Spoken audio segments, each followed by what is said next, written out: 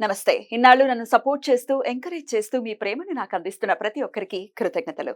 అలాగే ఈ వీడియో కూడా ఖచ్చితంగా మీకు ఉపయోగపడుతుంది. లైక్, షేర్ అండ్ సబ్స్క్రైబ్ చేసి మీ సపోర్ట్‌ని నాకు అందించండి. అలాగే ఈ వీడియో పట్ల మీకున్న అభిప్రాయాన్ని కామెంట్ సెక్షన్‌లో కామెంట్ చేసి తెలియజేయండి. ఇప్పుడు వీడియోని చూద్దాం.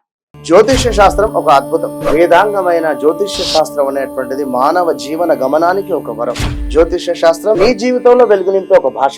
ఆ భాష నీకు అర్థమైతే ప్రకృతి నీతో మాట్లాడుతుంది. అస్ట్రాలజీ నేర్చుకోవాలి అనుకునే వారికి అద్భుత అవకాశం. మురళీధర శర్మ గారి అస్ట్రాలజీ క్లాసెస్ అతి త్వరలో మొదలు కాబోతున్నాయి. 100% జాబ్ గ్యారంటీ. వివరాల కొరకు సంప్రదించండి.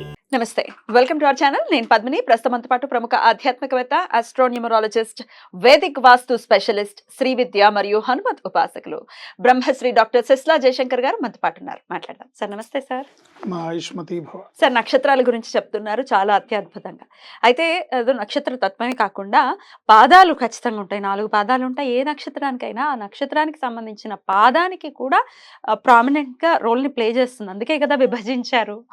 తత్వాల్లో బోల్డ్ అంత డిఫరెన్సెస్ మనం చూసాం. ఏ పాదం వాళ్ళు ఎలా ఉంటారు.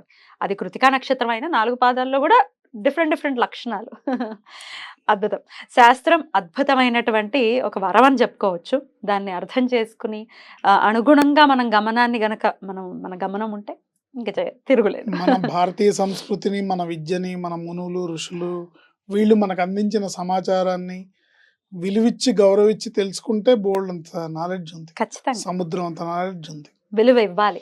అలా దాన్ని ఆస్వాదిస్తూ దాని సహాయం తీసుకుంటూ డెఫినెట్ గా ముందుకు వెళ్ళటం కోసమే అందించారు కాబట్టి.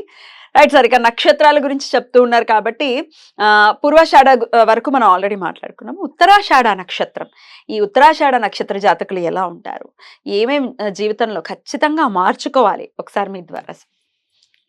ఉత్తరాషాఢ నక్షత్రానికి రవి అధిపతి. ఈ ఉత్తరాషాఢ నక్షత్రం వాళ్ళు ఎలా ఉంటారంటే కామన్ పాయింట్స్ ఏంటంటే హాస్య ప్రీతి. నవ్వుతూ ఉంటారా?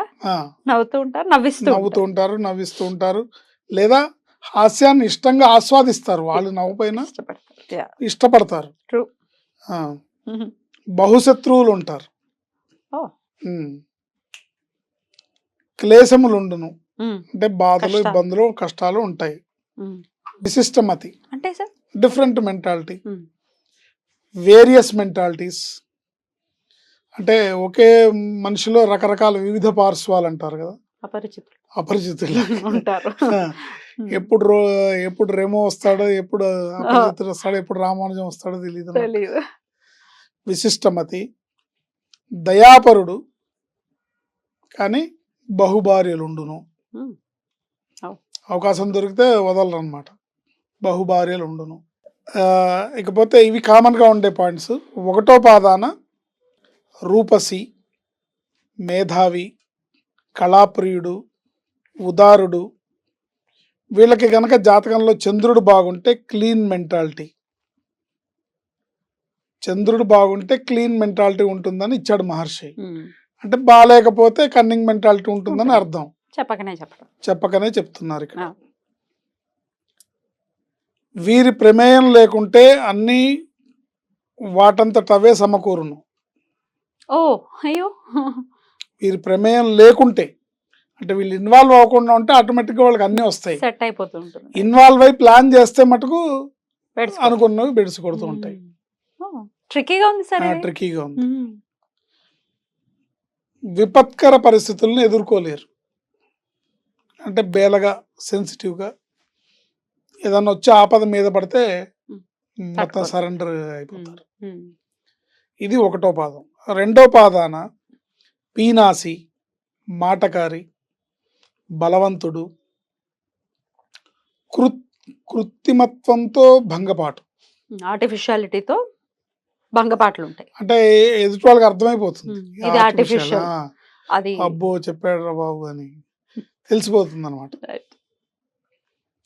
లేని ప్రిన్సిపల్స్ ని ఆపాదించుకుంటారు. యాక్చువల్గా వాళ్ళల్లో లేని ఆపాదించుకొని నేను అలా ఉంటాను, నేను ఇలా ఉంటాను, నేను అది చేస్తానని ఆపాదించుకుంటారు. 3వ పాదాన గర్వి, అంటే ఈగోయిస్టిక్ పర్సనాలిటీ, బహుప్రేలాపి, బహుప్రేలాపి అంటే రకరకాల ఎక్కువగా ప్రేలాపనలు పేలుతూ ఉంటారు, ఎక్కువ మాట్లాడతారు. ఒరిజినాలిటీకి భిన్నంగా వ్యవహరించగలిగితేనే విజయాలు లభ్యం. సో వీళ్ళు ఒరిజినాలిటీకి భిన్నంగా వ్యవహరిస్తేనే వీళ్ళకి విజయాలు దొరుకుతాయి. వీళ్ళు ఒరిజినల్గా ఉంటే ఎవరు నమ్మరు. సిన్సియారిటీ అవసరం, వీళ్ళకి సిన్సియర్గా ఉండాలి. ఇది 3వ పాదం వరకు లక్షణాలు. ఇకపోతే 4వ పాదంలో బలాఢ్యుడు, బహుకార్యరతుడు, వ్యాపారి, స్థిరంగా ఉండగలిగితే అన్నీ అనుకూలిస్తాయి. స్థిరమైన అభిప్రాయాల కంటే పరిస్థితులకు అనుగుణంగా అభిప్రాయాలు మార్చుకుంటారు. పరిస్థితులకు అనుగుణంగా వాళ్ళ అభిప్రాయాలు మార్చుకుంటూ ఉంటారు. ఏ ఎండకు ఆ గొడుగు పట్టే తత్వం ఉంటుంది. మొత్తం మీద వీళ్ళ లక్షణం ఎలా ఉంటుందంటే పని సాధించుకోవడమే లక్ష్యం. వాళ్ళ పని అవ్వడమే ముఖ్యంగా వీళ్ళ బిహేవియర్ ఉంటుంది.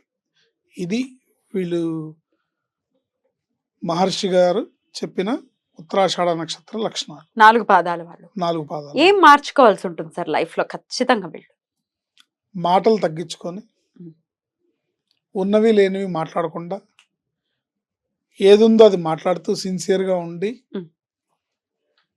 అంటే ఒరిజినాలిటీని పోకుండా, వాళ్ళకి లేనివి ఆపాదించుకోకుండా, ఉన్న వాటిని యాక్సెప్ట్ చేస్తూ న్యాచురల్గా వెళ్తే బాగుంటుంది.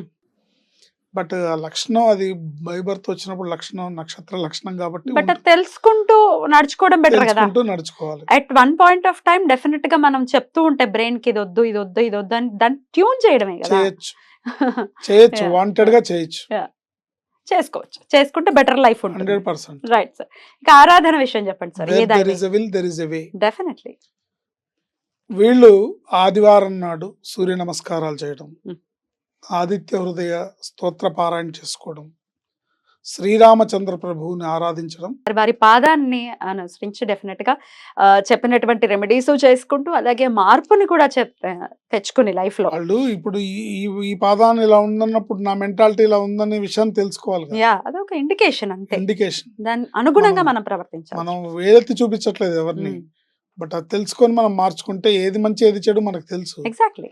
దాన్ని మార్చుకుంటే మంచిది. బ్యూటిఫుల్ సార్, చాలా అద్భుతంగా వివరించారు. ఇక నెక్స్ట్ ఎపిసోడ్ లో శ్రవణ నక్షత్రం గురించి మాట్లాడుకుందాం. Thank you sir. నమస్తే. ఆయుష్మతి.